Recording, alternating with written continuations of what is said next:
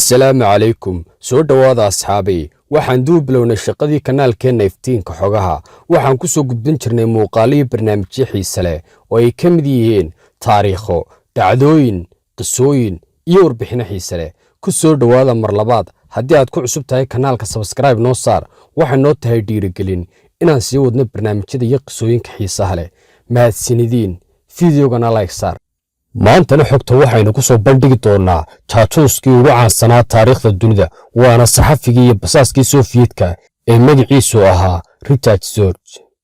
basaaskan weyni Sofiyeedka Ruush ee magaciisa loo jiray Richard waxaa dalka Japan lagu daldalay sanadkii markuu ahaa November 1944 kadib markii isagoo jooga magaalada Tokyo ee Japan lagu helay dambi basaasnimo oo u gudbay jiray dalkii loo oran jiray Sofiyeedka Ruushka. Jaajoskan Richard oo ilaa 6 luuqadood ku hadli jiray wuxuu shahaadada doctora ku qaatay political science ee jaamacadda Hamburg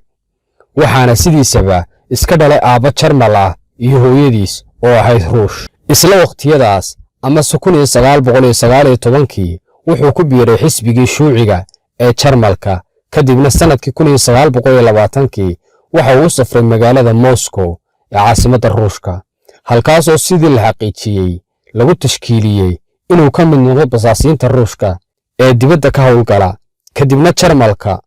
ayuu dib ugu soo laabtay isagoo daacad isaga dhigaya dalkiisii Jarmalka wuxuu si toos ah ugu biiray xisbigii Naasiga ee uu hogaaminayay Hitler. Jaajoskan Richard isagoo hoosta ku haysta arrimihiisa laba wajiilaha ayuu shaqo ahaan iyo si uu hawshiisa basaasnimo u daboolanto wuxuu ku shaqeeyay xirfad wariye joornaalka la yiraahdo Frankfurt taasoo markii dambe madaxdii shirkadda joornaalku uu ku qanciyay in loo bedelo casriga Japan taasoo ahayd qorshe ay hoos ahaan ka dambeeyay madaxdii jawaasista ee dawladda Ruushka oo doonaysay in looga soo waramo xogta dalka Japan oo markii xulafo la ahayd Naasigii Jarmalka ugu dambeynna basaaskii Richard wuxuu ku guuleystay inuu hawlgalkiisii basaasnimo uu ku abuuro shabakad basaas oo reer Japan isagoo ku xidhan. basaaskii Richard wuxuu halkaas xiriir fiican si toos ah iyo mid dadbanba la yeeshay safiirkii Jarmalka ee joogay dalka Japan wuxuu inta badan wararka xasaasiga ka heli jiray safiirkaas iyo mas'uuliyiinta qaarkood oo Japanese ah oo ay isbarteen kuwaasi si saaxiibtinimo ah ula socodsiiyay in ciidamada Jarmalku waxay xaydanayaan weerar ay ku qaadi doonaan dalka Ruushka iyadoo qorshaha yoolku uu yahay in magaalada Moscow la qabto. wuxuu kala tabiyay in ciidamada Japan aysan u socon dhinaca dalka Ruushka balse qorshoodu yahay duulaanka dhinaca China iyo Asia. hase ahaatee warkan oo la gaarsiiyay madaxweynihii Sofiyeedka Stalin waa la marsiin waayay balse xanaaq kula dhacay jaajuuskaasi oo yiri waa been iyo huuha oo Richard markii uu khamriga liqliqo ayuu wuxuu rabay isaga hadlaa oo aniga iyo Hitler waxaan kala saxiixanay heshiis dhigaya in 10 sano la isnabadgeliyo. kadib fikraddii Richard oo aan weli liqin ayaa mar dambe sidoo soo sheegay isla markii xaqiiqada dul timi Ruushkii oo ciidamadii Jarmalku waxay weerar kadas ah ku soo dhaqaajiyeen Ruushka oo 10 kiiloomitir loo soo jirsaday caasimadii Moscow. Ruushkii oo markaas weerar ku hambabaray waxay dib u xasuusteen tabintii basaaskii Richard oo markiiba shalayta galeen. ugu dambeyntiina basaaskii Richard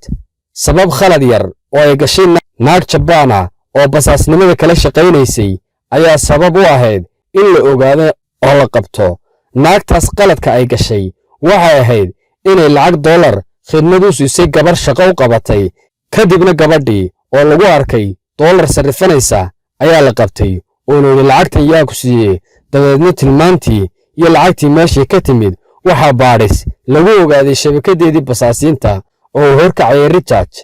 dhammaantood oo uu ku jiro Richard fagaaraha faras magaalada Tokyo ayaa maalin cad lagu daldalay. Ruushkiina halkaas waxa uga dhacay khasaare aan la soo koobi karin oo waxay ka tiiraanyoodeen qiimaha uu basaaskaas ugu fadhiyay iyo sida markii hore dambaalkii si degdeg ah ee ahaa kacay loo rumaysan waayay. laakiin amuurta laga xumaado ayaa ahayd markuu soo tabiyay in shaki laga qabo inuu jiro lana ogaado uu yiri talo siiya waxaan rabaa inaan baxsado laakiin madaxweynihii Sofiyeetka ee Stalin ayaa amar ku bixiyay in uu halkiisa sii joogo ilaa amar dambe laakiin waxay ahayd mar ay tala faraha ka baxday oo meel kasta albaabada loo xidhay daawada ninkaasi waxa uu ahaa jaajuuskii ugu caansanaa taariikhda dunida waana saxafigii iyo basaaskii Sofiyeetka ee magaciisu ahaa Richard Sorge